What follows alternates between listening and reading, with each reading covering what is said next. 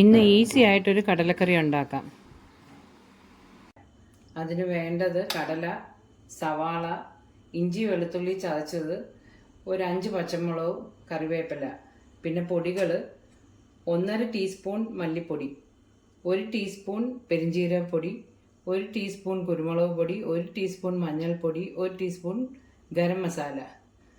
പിന്നെ തേങ്ങ നമ്മൾ കടല എത്രയാണോ എടുക്കുന്നത് അതിനാവശ്യമായിട്ടുള്ള തേങ്ങ എടുക്കണം.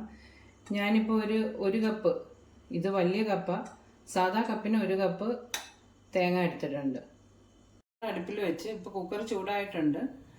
ഇനി എണ്ണ ഒഴിക്കാം. വെളിച്ചെണ്ണ വേണം ആദ്യം ഒഴിക്കാൻ.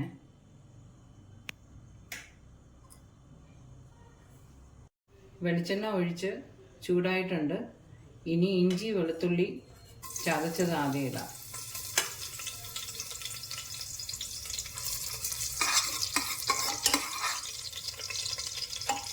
അതൊന്ന് മൂക്കുമ്പം പച്ചമുളകും സവാളയും എല്ലാം ഒരുമിച്ചിടാം.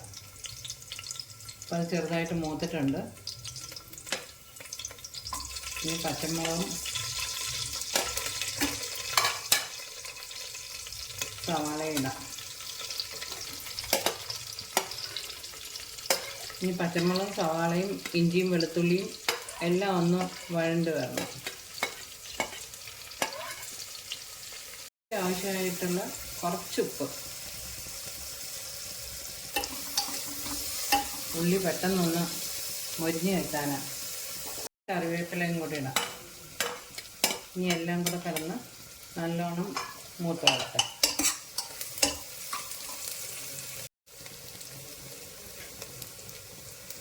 ഇനി നമുക്ക് പൊടികളിടാം.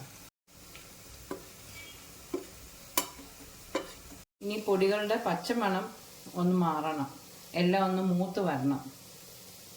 പൊടികളെല്ലാം ഒന്ന് മൂത്തിട്ടുണ്ട്. ഇനി കടല ഇടാം. ഞാൻ കൂടി മിക്സ് ചെയ്ത് കൊടുത്തിട്ട് വെള്ളം ഒഴിക്കാം.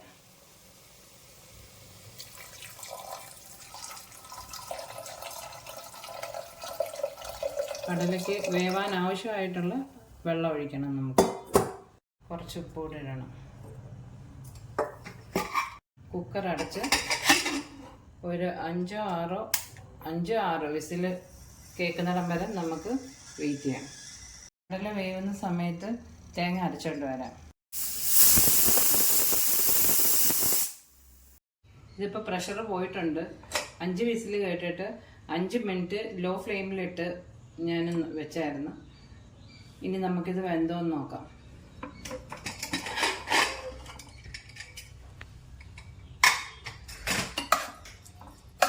കടല നല്ലോണം വെന്തിട്ടുണ്ട്.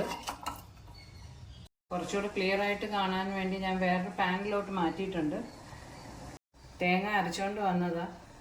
ഇത് ഈ കടലയിലോട്ട് നമുക്ക് ഒഴിക്കാം.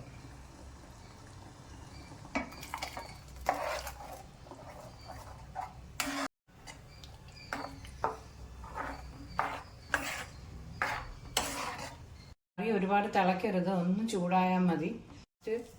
കുറച്ച് കറിവേപ്പിലയും കൂടെ അതിൻ്റെ മേളിൽ സ്പ്രെഡ് ചെയ്ത് കൊടുക്കണം. ഇത് കസൂരി മേത്തിയാണ്.